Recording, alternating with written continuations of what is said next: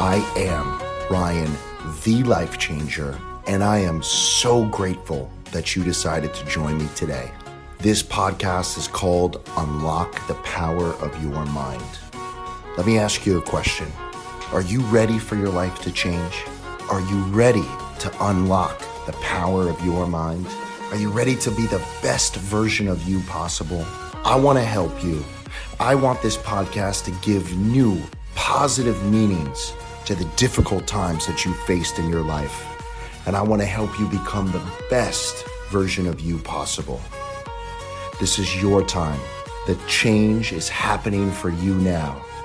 I know you're ready. Let's help today to change your life.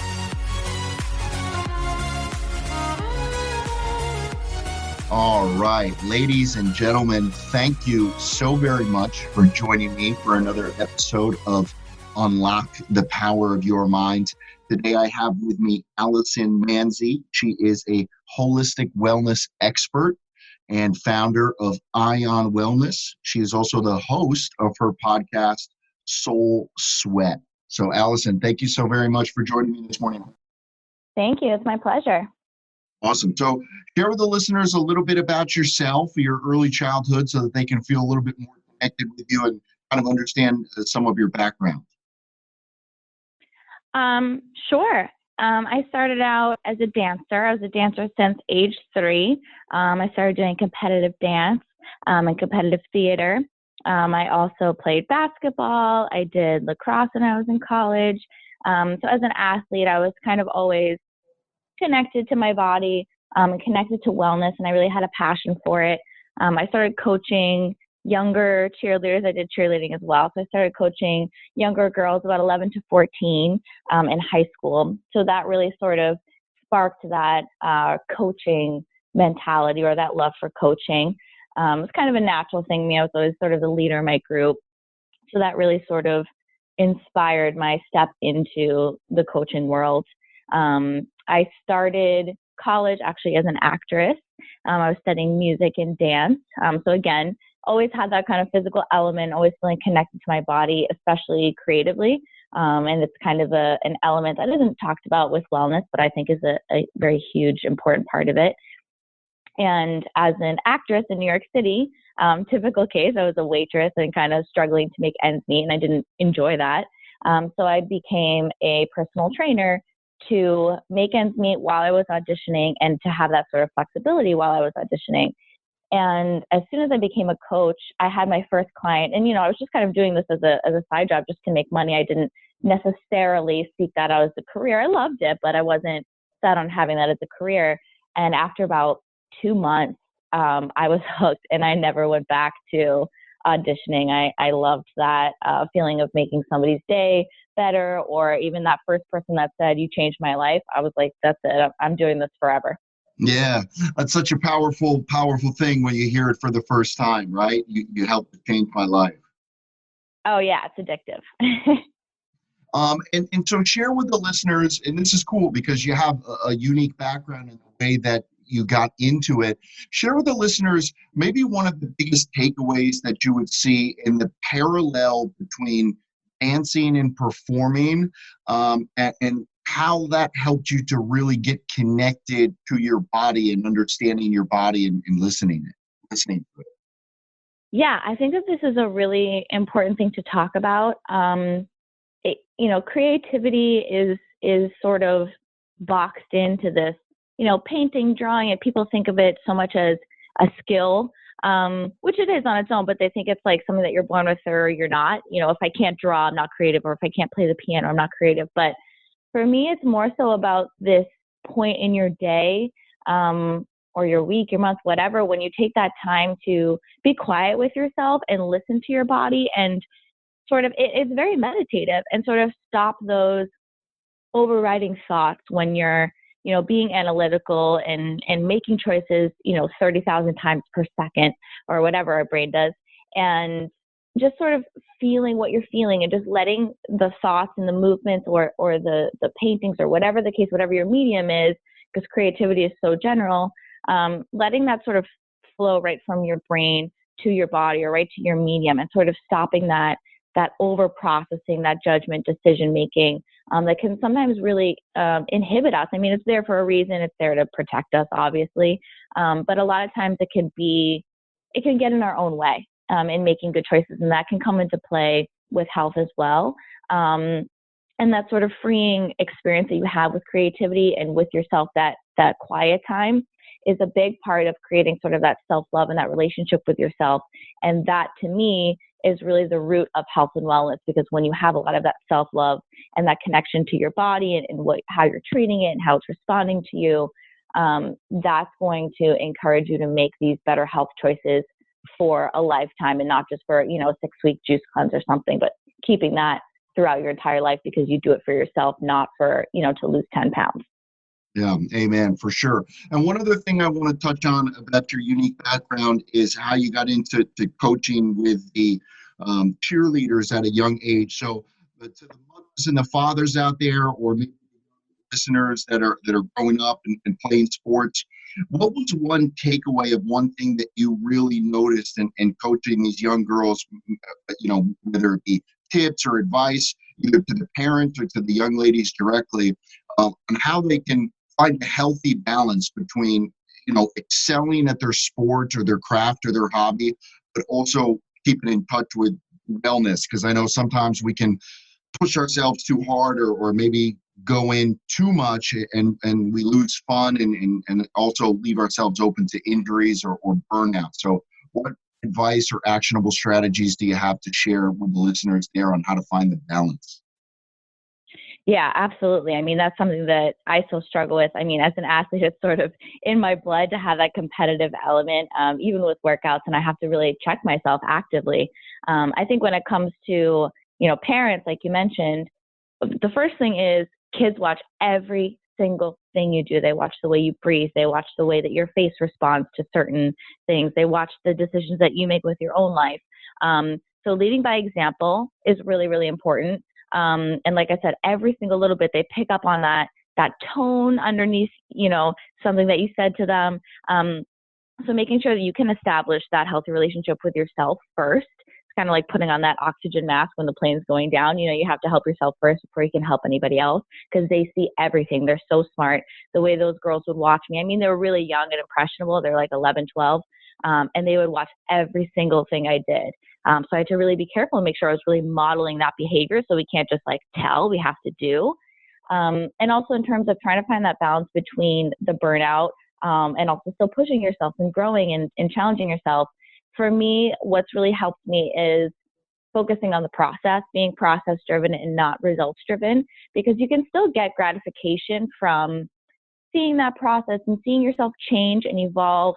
And then it's just focus on progress. And that's just always relative. If you're better than you were the day before, that's always going to be an accomplishment regardless of people around you, right? Because that's something that we can't really control, and we don't really want to measure our value based on the people around us, because that can be kind of unhealthy, or it can be, hurtful at times. But if we're just measuring our own progress and just having your kids or yourself focusing on the process and what you're getting out of the experience and what you're learning from it, and how you're growing as a person from being involved in sports, or seeing yourself run faster, or what are you enjoying out of it, seeing how you're appreciating your body because you're playing sports. So just really focusing on the process and what you're getting out of just participating and just being and doing, and not focusing on the results or the measurement or the comparison that comes with winning or losing. Yeah, awesome. Love it. Those are some great takeaways. So let's take it now, fast forward to, you've had your first person come to you and say, Allison, thank you so much for changing my life. You get addicted to it. Certainly I understand and can relate with that feeling. Where did you take your health and wellness career from there? Yeah, so it was kind of interesting because, like a lot of trainers, you kind of step into it with an idea of what kind of trainer you're going to be. And then a lot of times that changes because as a coach, so much of our coaching skill and our success is based on our personality. And those are things that are kind of just given to us. We can't necessarily change them. So I went into training thinking I was going to be this sports trainer. I started out, one of my first clients was a former NFL player, which was hilarious because I would stand on a huge, 5'5", I would stand on a huge box to yell at him doing his burpees. And I really thought I was going to be the sports trainer because that's what I love. And then the more I started working with people, I worked in a corporate gym. And so I had just a very, your typical average American, your mom and your dad, your working person.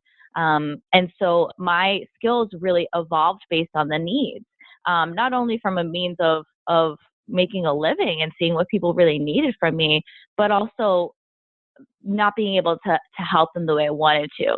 So seeing how many people were injured, had pain, restrictions, that really encouraged me to go into therapeutic exercise, which is focused more on, again, the process, and really working on how to understand your body, how to use your body to sort of prevent these future injuries, so more preventative wellness.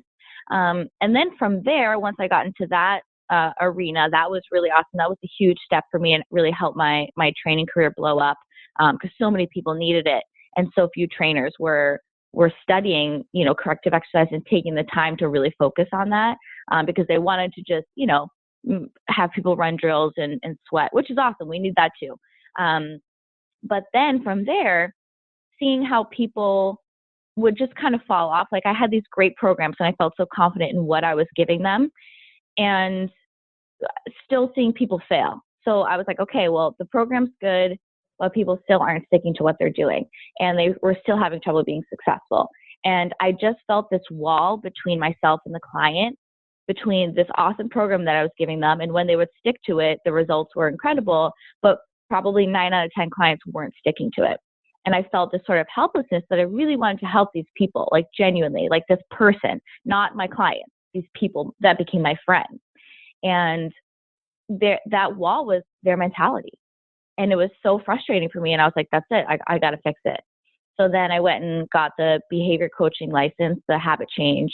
And that was the absolute game changer because I was finally able to reach them and finally able to help people make these choices and make these changes in their life that really revolutionized the way that they were living every single day because we were looking at their thought processes and what goes behind making decisions for them and making choices. And that affects everything in our life. And once we can understand that and when I could help them bring that awareness to what they're thinking and why they're thinking and what choices they make because of it, then they have control of their whole lives, their diet, their exercise, their meditation, their relationships, their self-confidence, everything. So it really became this evolutionary approach. And once I saw those first few people change, I was like, that's it. I have to spread this to as many people as possible. I feel obligated. And that's when ION was born. Awesome. Love it. So let's talk about that wall for a second and try and break it down a little bit. In your professional experience, what would be some identification type factors where people can realize that they've put up the wall? So, for instance, what would you hear somebody saying either about themselves, about their wellness journey, about their life, where you would realize, hey, that's a wall you're building, and let me step in here to help you make that mindset shift? Yeah. So that's a great question because there is one thing that I see all the time and is really the foundation of the wellness program that I've put together for ION. And that's perspective. And perspective is something that, people seem to understand that their circumstances or their environment or their situation is fixed. And they seem to believe that because of the way that they're seeing something the way it is now, that they can't change it. And that's the biggest wall you could imagine, right? And they sort of make these excuses and they sort of, and it's, it's not malicious. It's not a poor character, but it's sort of just, they don't realize that they have the power to change it. And they sort of start to create these excuses and get this sort of victim mentality almost because they feel like they're like a victim or a prisoner of their environment. Because the way that they're seeing it is the way that the situation exists and they don't realize they have the power to change it. So being able to, look at your approach and say, oh, hey, this situation is difficult because I said it was difficult. I have people, I teach group classes as well. And, most of the time this change happens over 6 weeks, 8 weeks. But sometimes I see it happen right in front of me in a 45-minute class where people, try to do an exercise and I go up to them and they say, I can't. And I give them, like a trick or something or a modification or change the weight or whatever. And they suddenly do it. And they just see on their face, like they just said, I can't. and then they just succeeded in a couple seconds because they tried a different way. So it's also about getting around these obstacles that people, when they come up against an obstacle, they've created this habit or this sort of psychological muscle memory, I guess, that when they hit an obstacle, they just stop. And so it's sort of retraining them to realize, like, hey, if I come up against something that's difficult or I can't do it, it doesn't mean that I am limited from being able to succeed in this avenue, this diet, at this workout, whatever, losing 30 pounds. I need to train myself to start looking for solutions in other avenues and just adjusting my thinking to get around it or make it work for me, so that way I can achieve it and not just hitting one bump in the road and stopping.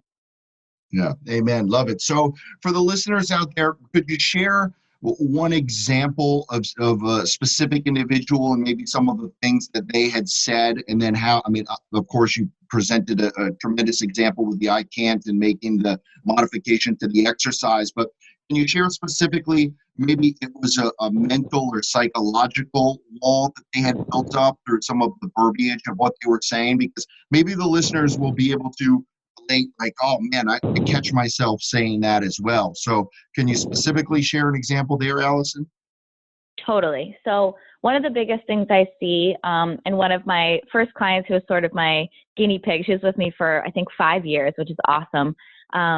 And she was with me as a client before I became a behavior coach and throughout the process and for about 2 years after. So she was like sort of my first project, and she went through the whole process with me, which is awesome. And now she's on her own and thinking about coaching as well, which is really, really cool.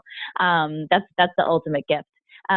So a big thing is diet and nutrition, right? Because I feel like the gym, like, it's not as much of a struggle for people. Like, they know they need to get there, and like what they do when they get there is sometimes a struggle, but getting there is kind of like a little bit more in their control. But I think nutrition is a lot harder because you have to eat and choices are not always in our control. So a big thing that I found with clients is, like I said, sort of blaming the environment in a sense, and they set themselves up to be in a position where they're only left with a choice that's unfavorable.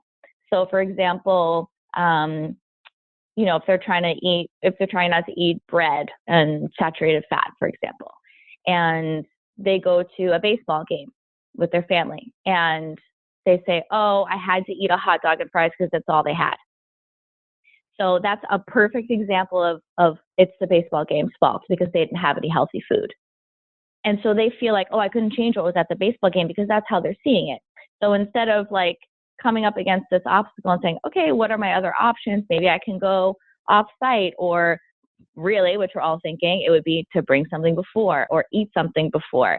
So it's looking at these preventative measures and these ways to get around things, or saying, I was running late and I didn't have time to get something good before I came to this workout session. So I had a bag of chips because it's all the store had. Okay, well, it's not the store's fault. It's you were running late. So it's really looking at, and it's not blame, but it's accountability in the sense that when we realize that we do have this control, or that we could have possibly affected the situation differently with our choices, we realize that we have power over it because we can change it, and that's empowering and exciting. So it's not coming from a place of blame, like, oh, it's all your fault, but it's realizing, hey, there's something that I could have done here, and it's opening up those opportunities to say, hey, I'm not stuck in making these, unfavorable choices that are going to lead me to an undesirable result or an unhealthy lifestyle. Love it. Yep, absolutely. So share with the listeners kind of now how you would describe or define mind-body wellness, because we've talked about here the power of not allowing our mind to make excuses and how that can start to affect us. What is your expert opinion on mind-body wellness? What does that term mean to you? Yeah, so there's a couple kind of ways to interpret it because it's, it has a couple facets. One thing is, if you're talking about mind and body wellness, wellness of the mind is really clarity, and understanding of your thoughts and choices, like I was mentioning. And also, our mind really impacts our wellness, not just in the sense of, your mood or depression or anxiety, but also the thoughts that we create based on the situations that we put ourselves in, kind of like I was talking about with the food choices and the choices that we make and the results that they create, we respond to them. And when we have these negative situations or these stressful situations or things that we view as stressful, we create cortisol production, which is harmful to our body. So it does have that physiological level. And we also, when we make these good choices, we have that serotonin and dopamine response.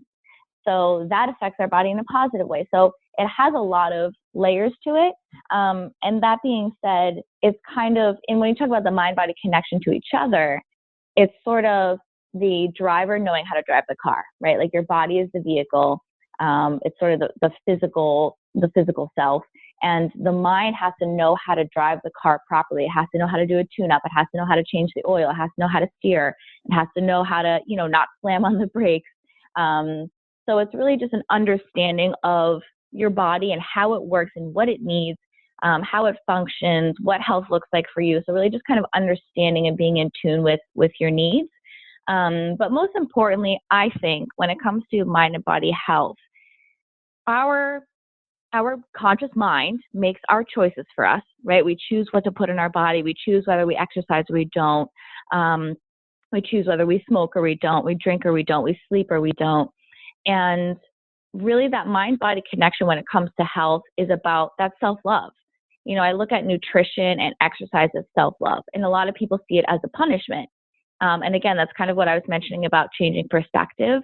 To me, the food that you put in your body is the ultimate form of self-love, because you're caring for your body, and your body's like, you have to imagine it like a helpless infant, right? Like whatever we feed it, that's what it gets. It doesn't really have a say. And that's how our body is, but it's our conscious mind making those decisions.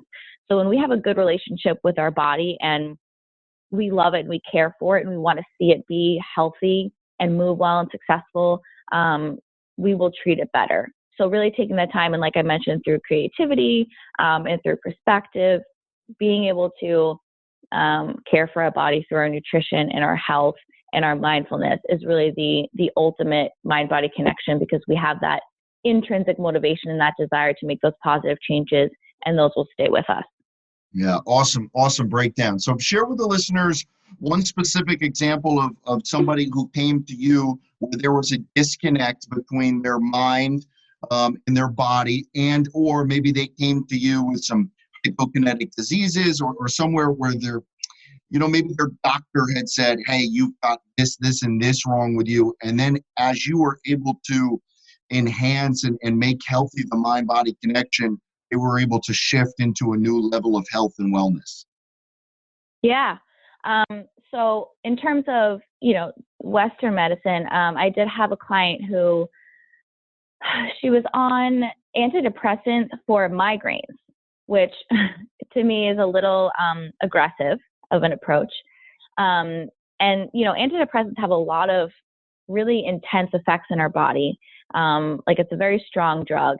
And to be on it for something that's not directly correlated was having a lot of effects on her, and it was affecting her weight as well. And, we started looking at her headaches and her migraines and found out it was just coming from her neck. She just had muscular tension up through her jaw and through her temporalis muscle, and that was giving her migraines.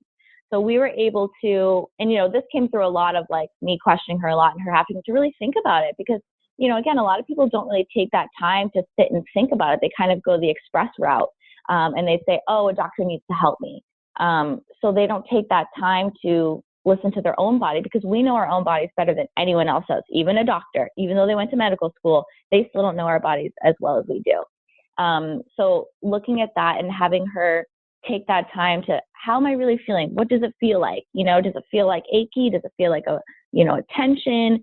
And really sort of forcing her, I guess, to take that time to think about how her body's feeling, and really feeling connected to it, and saying, hey, like, I don't really just want to go for the fast route solution with this medication, because we really started talking about, the way it affects her body and how that affects her mood and how that affects her relationships and her work. And so she really kind of took that time to reflect and say, hey, let me think about what I'm actually doing to my body all the time and how it affects me. So we were able to get her off of that medication, which made a huge impact in her life. Obviously, antidepressants really affect our emotions, and that affects everything we do. And then she was able to cure these migraines through fixing her posture, correcting certain muscles that were weak, and getting off of this medication. So it was a really big difference for her, and having her sort of look into her body and think about really the ramifications of these medications, because we just assume when a doctor gives it to us, it's okay. And it might solve the problem, and that's their job. Their job is not to care for us the way we care for us. And I think we put that on doctors a lot. And that's why we have the results we do as a culture. So just taking that time to really think about and bring awareness to the effects that these choices have in our bodies in the big scale, because they think like, oh, it's just a medication, but really thinking about what does that medication do to my body, and then how does that reaction in my body make me feel differently, and then the way I feel affects the way I interact with everyone around me and impacts my life. So that was a big change for her, and she starts looking at all of her health choices holistically from now going forward. That's incredible, and I love how that ties back into what you were talking about before in your life experience in dance and performance, and really getting in tune with your body. You kind of helped her to get in tune with her body and listen to her body and say, okay, well, this was not a mental thing. This was actually a physical thing, because my spine was out of alignment. And once I got that fixed and took some pressure off my neck, now the headaches were relieved, right? Yep. Yeah. It's just really looking at, and it's not so much about, that physical change and that was the answer. So it wasn't, related to mind body, but it's taking that time and considering yourself, and the care for yourself. Like I was mentioning, that self-love, or self-care, I should maybe say, but either way, is really the root in making these healthy choices. Because if you're always focused in caring for your body and that's your priority, then your health is going to follow. So it's a really easy way to sort of start and think about that. But that's sort of, like you mentioned, through dance and creativity or whatever you love to do, setting aside that time to be with yourself in the quiet when you're not in this input phase, because we're in such an input mode all day at work with our cell phones, with TV, conversations, and we don't take that time to stop and listen to what our body is saying. We're kind of always quieting it down and telling it to hush because we're listening to something else. So that creative process or that quiet time meditation or whatever it is, taking that time to sit with yourself and just start having those conversations with your body or your feelings or, whatever's going on with you is so, so important to be able to start creating respect for your body, appreciation for it, and realizing that it knows better and sort of, getting that sort of hierarchy between your body, because we think we know best, but our body knows best. So taking that time to build that relationship. And then once you realize, okay, my body really does need me and it really does have a lot to say and it has a lot of information and it knows best, then using all of that information in that relationship going forward, all of our choices are going to be, they're always going to benefit us and they're always going to be healthy and mindful. Awesome. Love it. So share with the listeners more about Ion Wellness. I know that you had talked about it before. Share with the listeners a little bit more about what your company does, in what capacity that you help people. And I'd love to learn more about this. Yeah, absolutely. So Ion is a program. It's a behavior change program. We call it Lifestyle Evolution. So it really is most of what I've been talking about in terms of the change in our thought process and bringing awareness to our thoughts and why we make those choices, especially when it comes to making excuses at the gym or thinking that we can't succeed in our weight loss journey, or emotional eating and why we keep binging on ice cream every night, even though we don't want to, because theoretically that doesn't even really make sense. I didn't want to, but we're in control. So there's sort of that disconnect there. So it's really a process of bringing awareness to our obstacles, things that are standing in our way, which is usually ourselves. So really identifying that and being able to create solutions, proactive solutions. So there's a system of creating action plans. So it's very tangible, which is nice. It's not just, listen to yourself or, build your confidence, which is so vague. It's very tangible. It takes you step by step and it's very specific in terms of what is your situation? What's standing in your way? Why do you keep skipping meal prep? Why do you always pick, an unhealthy lunch when you brought healthy food with you? So it's really looking at your choices And it's that thought process of understanding why you do what you do, and then how to be able to control that and fix that to make healthy choices going forward. And it's really that, that foundation and these sustainable skills that we're teaching you going forward. So it's not just a workout program. It's not just a diet program that are sort of these really the ends. That's the last step in health and wellness, the workout and the diet program. And that's where people start.